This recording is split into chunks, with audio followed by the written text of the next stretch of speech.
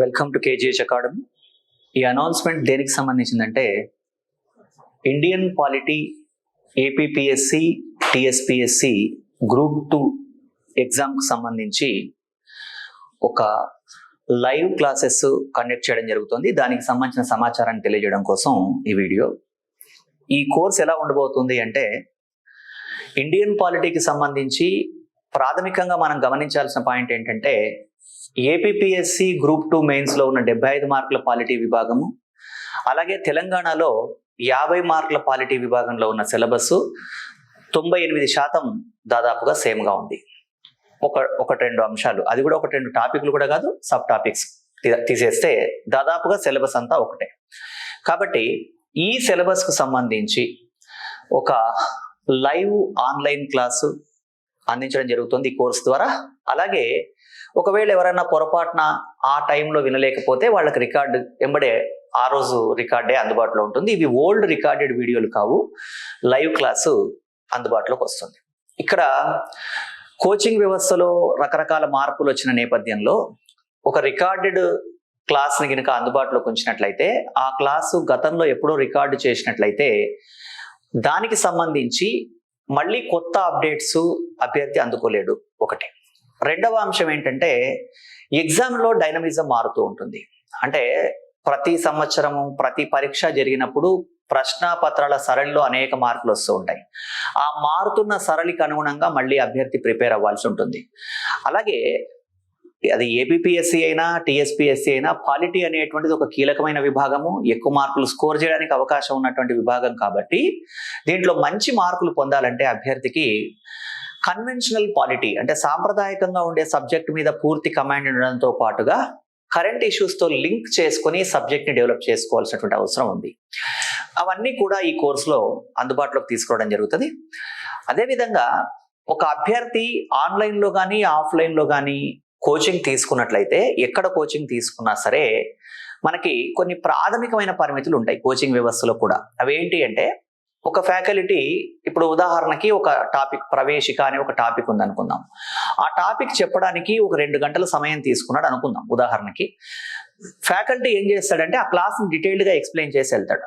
ఇలా డీటెయిల్డ్గా ఎక్స్ప్లెయిన్ చేసినప్పుడు భిన్నమైనటువంటి మానసిక సామర్థ్యాలు, భిన్నమైనటువంటి అవగాహన శక్తి ఉన్నటువంటి అభ్యర్థులు కొంతమందికి కొన్ని విషయాలు అర్థమవుతాయి, కొంతమందికి కొన్ని విషయాలు అర్థం కాకపోవచ్చు, కొన్ని విషయాల్లో ఎక్కడో ఒక చిన్న సంశయం ఉండవచ్చు. ఇలాంటివన్నీ కూడా అక్కడికక్కడే క్లారిఫై చేసుకోవడానికి అవకాశం ఉండదు. ఎందుకంటే ఒక 100 మంది ఉన్న క్లాసులో చెప్పినా ఆ అవకాశం ఉండదు. ఒకవేళ ఆన్లైన్ క్లాస్లో రికార్డెడ్గా చెప్పినా కూడా అభ్యర్థికి ఏమన్నా డౌట్ వస్తే క్లారిఫై చేసుకోవడానికి అవకాశం ఉండదు. అలా అవకాశం లేకుండా ఉన్నట్లయితే ఏమవుతుందంటే అభ్యర్థి కాన్సెప్ట్ క్లారిటీతో ముందుకెళ్ళలేడు. ఈ క్లాస్ని ఆధునిక అవసరాలని దృష్టిలో ఉంచుకొని ఎలా డిజైన్ చేయడం జరిగింది అంటే క్లాస్ అయిపోగానే అభ్యర్థుల డౌట్లు అదే రోజు అంటే మీరు క్లాస్ వినగానే క్లారిఫై చేయడం జరుగుతుంది. ఒకవేళ మీరు విని చదువుకున్న తర్వాత ఏమైనా డౌట్లు ఉన్నా సరే మళ్ళీ నెక్స్ట్ డే కూడా అడగవచ్చు. అంటే ప్రతిరోజు క్లాస్ తర్వాత ఇమీడియట్గా డౌట్ క్లారిఫికేషన్ సెషన్ ఒకటి ఉంటుంది. సార్ బాగుంది, మనం క్లాస్ వినడము డౌట్లు క్లారిఫై చేసుకోవడం ఓకే, కానీ మన అవగాహన స్థాయిని పరీక్షించుకోవడం ఎలా అంటే మనకి అంతా విన్నట్టు బాగా అంతా అర్థమైనట్టే ఉన్నప్పటికీ కూడా పరీక్షల సరళిలో వస్తున్న మార్పుల దృష్ట్యా ప్రశ్నాపత్రాలకి మనం నిజంగా పర్ఫెక్ట్గా సమాధానం రాయగలమా లేదా అని అంటే దీనికి సంబంధించి కూడా ఒక ఏర్పాటు చేయడం జరిగింది ఈ కోర్స్ వేదికగా. అదేంటి అంటే Indian polity Laxmikanth civil service ఎగ్జామినేషన్స్కి సంబంధించి ఉన్నటువంటి బిడ్ బ్యాంక్ ఏదైతే ఉందో దాన్ని నేను చాలా డీటెయిల్డ్గా టాపిక్ వైజ్గా ఎక్స్ప్లెయిన్ చేయడం జరిగింది. అంటే ఇప్పుడు ఉదాహరణకి ప్రవేశిక అనే టాపిక్ మీరు విన్నారు.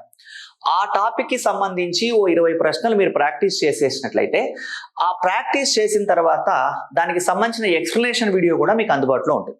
అంటే ఇది చాలా వాల్యూ అడిషన్. ఎందుకంటే ఇక్కడ గమనించండి, ఒక క్లాస్ విన్న తర్వాత ఇమీడియట్గా ఆ సబ్జెక్టు చదువుకోవడము, చదువుకున్న తర్వాత దానికి సంబంధించిన ప్రశ్నాపత్రం ఇమీడియట్గా టెస్ట్ రాయడము, ఆ టెస్ట్కి సంబంధించినటువంటి ఎక్స్ప్లెనేషన్ కూడా వినడం అంటూ జరిగితే నిజంగా మనం ఉద్యోగం పొందడానికి చాలా ఎక్కువ అవకాశాలు ఉంటాయి. అంటే నిజానికిగా ఇది చెప్తున్న విషయం ఏంటంటే ఒక అభ్యర్థి నిజంగా ఒక ఉద్యోగం పొందాలంటే ఇవన్నీ చేయాలండి. అంటే కోచింగ్ వ్యవస్థలో, సాంప్రదాయ కోచింగ్ వ్యవస్థలో కూడా ఇది సాధ్యం కాదు. ఎందుకంటే ప్రతి చోట కొన్ని లిమిటేషన్స్ ఉంటాయి. అలా చెప్పాలంటే కూడా చాలా కష్టం.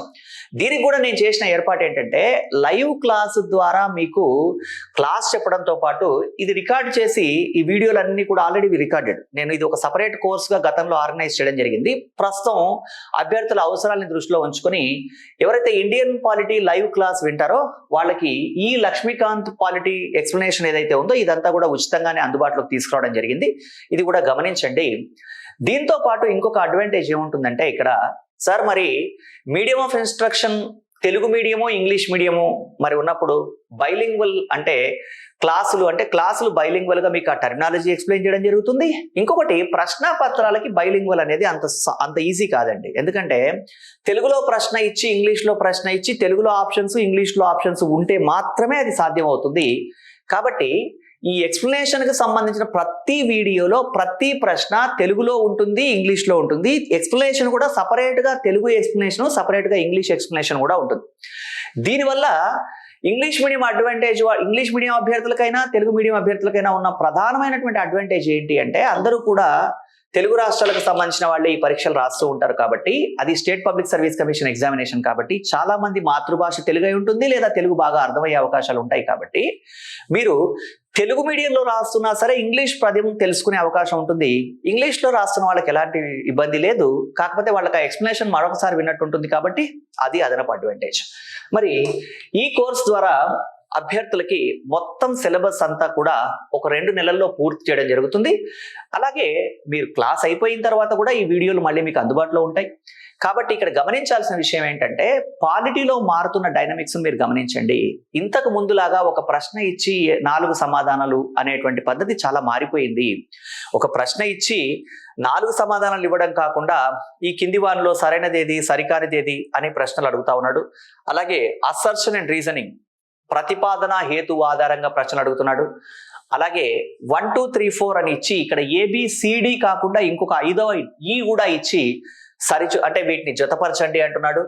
దాంతో పాటుగా ఇండియన్ కాన్స్టిట్యూషన్ కానివ్వండి పాలిటీ కానివ్వండి మారుతున్న పరిస్థితులకు అనుగుణంగా డైనమిజం ఎప్పుడూ వస్తుంటుంది. అంటే ఉదాహరణకి గత సిలబస్ లో లేనిటువంటివి కొన్ని ఈ సిలబస్ లో యాడ్ అవుతాయి. అలాగే ఈరోజు కొన్ని విషయాలు వివాదాస్పదం అవుతాయి.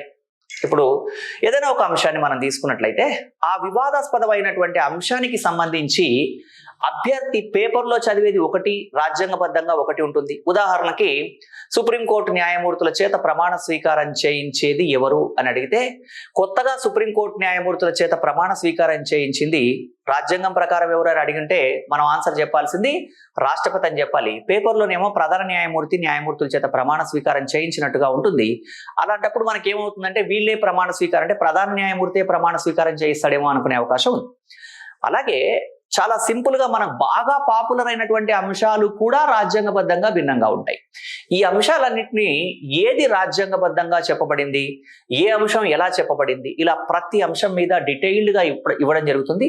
అలాగే కేసులు, రాజ్యాంగ సవరణలు, ఇటీవలి కాలంలో వచ్చినటువంటి మార్పులు, కరెంట్ పాలిటీ, ఓవరాల్ గా ఒక రకంగా చెప్పాలంటే గత అనేక సంవత్సరాల నుంచి ప్రిపేర్ అవుతున్న అభ్యర్థులు, ఇటీవల ప్రిపేర్ అవుతున్నటువంటి అభ్యర్థులు ప్రధానంగా ఒక సమస్యతో ఇబ్బంది పడుతూ ఉంటారు. అదేంటంటే వాళ్ళకి సబ్జెక్ట్ అందినా సరే వాళ్ళకి ఎక్కడ డౌట్ ఉందో ఏం డౌట్ ఉందో అది క్లారిఫై చేసుకోవడంలో వాళ్ళకి అవకాశం ఉండదు. కాబట్టి ఇది ఆన్లైన్ ద్వారా అందుబాటులోకి ఉండే కోర్సు కాబట్టి, ఆన్లైన్ లైవ్ కోర్సు కాబట్టి ప్రతిరోజు ఉంటుంది. కాబట్టి మీరు ఎక్కడి నుంచైనా ఈ క్లాస్ వినవచ్చు, ఈ రోజు ఆ రోజు క్లారిఫై చేసుకోవచ్చు. నిజంగా సిన్సియర్గా మనకి మళ్ళీ అవకాశం రాదు. కాబట్టి ఒక నోటిఫికేషన్ వచ్చినప్పుడే మనం ఉద్యోగం పొందాలి. కాబట్టి ఈ నోటిఫికేషన్లోనే ఈ పోటీ పరీక్షలు రాస్తున్నటువంటి అభ్యర్థులు ఎవరైతే సిన్సియర్గా పోటీ పరీక్షలకు ప్రిపేర్ అవుతున్నారో వాళ్ళందరికీ మంచి ఉద్యోగాలు రావాలని వాళ్ళకి నేను నా వైపు నుంచి ఏ రకమైన అంటే ఈ కోర్స్ ద్వారా ఎంత ప్రయోజనం చేయగలిగితే అంతవరకు నేను చేయడానికి ప్రయత్నం చేస్తానని తెలియజేస్తున్నాను. సో ఆల్ ది బెస్ట్ అండి. మరొక సందర్భంలో మళ్ళీ కలుద్దాం. Thank you. All the best.